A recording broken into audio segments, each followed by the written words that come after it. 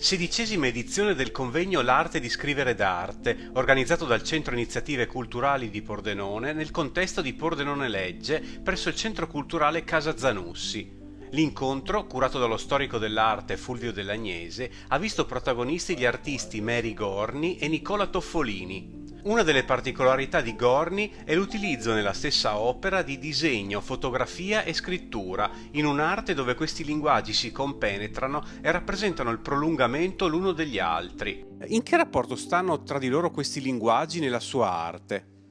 Allora, il rapporto credo sia molto stretto, nel senso che la mia punta della penna sembra che abbia due possibilità, quella di disegnare e quella di scrivere, e dunque indifferentemente, in base a come la tengo in mano, disegna o scrive. I miei disegni sono con un filo sottile proprio, sono volutamente senza prospettiva, senza sfumature, proprio per lasciare la penna, il segno del disegno molto simile a quello della scrittura. La fotografia poi, mi piacciono molto le fotografie in bianco e nero, e dalla fotografia, che comunque sono fotografie dei primi anni Novecento fino ad oggi, dalla fotografia faccio seguire la matita in un disegno, in un prolungamento, e dunque è come se appunto il passato entrasse nel presente e quindi fosse in continuo dialogo.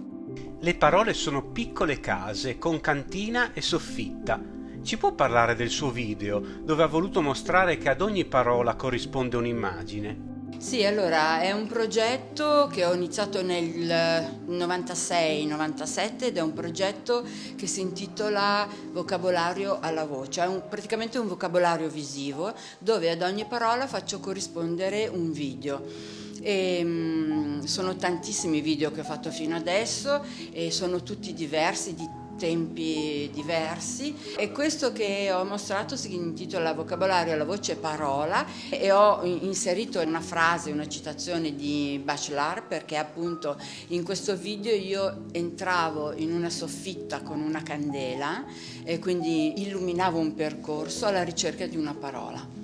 E questo, no? Le parole possono essere appunto in cantina, in soffitta, ma appunto perché non c'è un luogo preciso dove trovarle.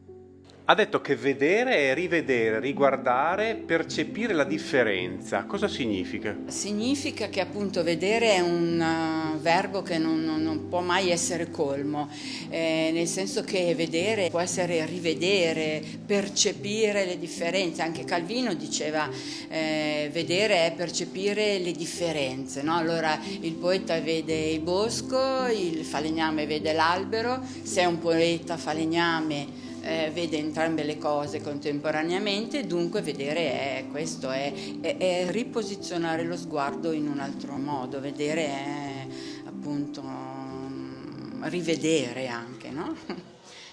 Nicola Toffolini, il secondo relatore del convegno, ha realizzato una guida d'artista sulla sua regione d'origine, il Friuli Venezia Giulia. Il filo conduttore per il suo racconto è stato l'acqua, che descrive essere forma plasmante e plasmata, elemento carsico e immaginifico che distrugge e nutre. Nel racconto del Friuli Venezia Giulia della nostra regione hai scelto di raccontare l'acqua. Perché proprio questo elemento? Mi serviva un pretesto che fosse capace di transitare nello spazio, nel territorio, e di poter raccontare quella che è la storia di questo territorio, la sua evoluzione e la storia degli interventi antropici, come se fosse una sorta di collezione di immagini e di suggestioni.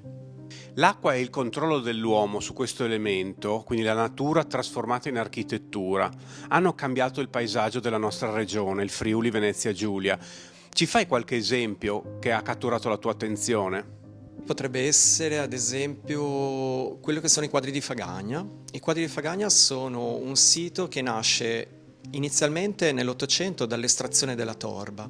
La torba serviva per alimentare le fornaci e quindi è una sorta di prima industrializzazione del territorio. Quando questo sito industriale è stato dismesso, è stato abbandonato, c'è stato un progressivo riappropriarsi da parte del contesto di questi invasi che sono diventati dei laghi artificiali, dei bacini che sono cresciuti in biodiversità. Nell'arco del tempo, a partire da un evento che è stato il ritorno delle cicogne in Friuli e quindi la necessità di portare i piccoli delle cicogne in un'oasi protetta, i quadri sono diventati un parco e il parco è allo stato attuale è diventato qualcosa che è simile a un parco di divertimenti, qualcosa che scivola e che continua a tornare, quindi il territorio e il nostro interesse possono andare in fase e in controfase. In certi momenti questo spazio è stato abbandonato, in altri momenti è stato sfruttato e in queste occasioni ci sono visioni diverse del modo in cui questo sito è stato interpretato. Giulia Guidi si occupa di comunicazione per la casa editrice Centro D di Firenze, che ha pubblicato la guida d'artista di Nicola Toffolini. Oltre al Friuli Venezia Giulia, hanno pubblicato anche la guida della Toscana, della Puglia e hanno in mente nei prossimi anni di pubblicarne una per ogni regione d'Italia. Come è nata questa idea e perché è importante raccontare il territorio con gli occhi di artisti come Nicola?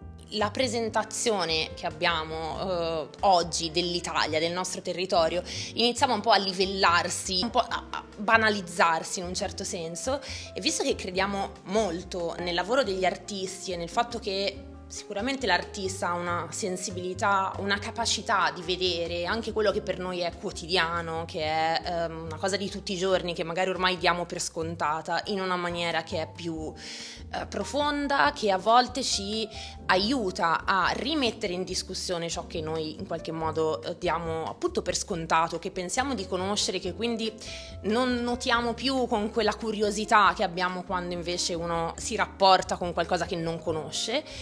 E quindi c'è l'importanza di, diciamo, dare in mano agli artisti questa responsabilità che abbiamo nei confronti del territorio, del nostro territorio, e quindi chiaramente questo percorso, questo viaggio in Italia fatto insieme agli artisti non ha la pretesa di essere esauriente o di dare una visione dell'Italia che sia completa, assolutamente no, vuole solo aiutare le persone a conoscere un lato dell'Italia che magari non è stato presentato così spesso, che è quello che secondo me dovrebbe fare l'arte contemporanea soprattutto, che appunto è dare alle persone la capacità di vedere le cose in un'altra maniera.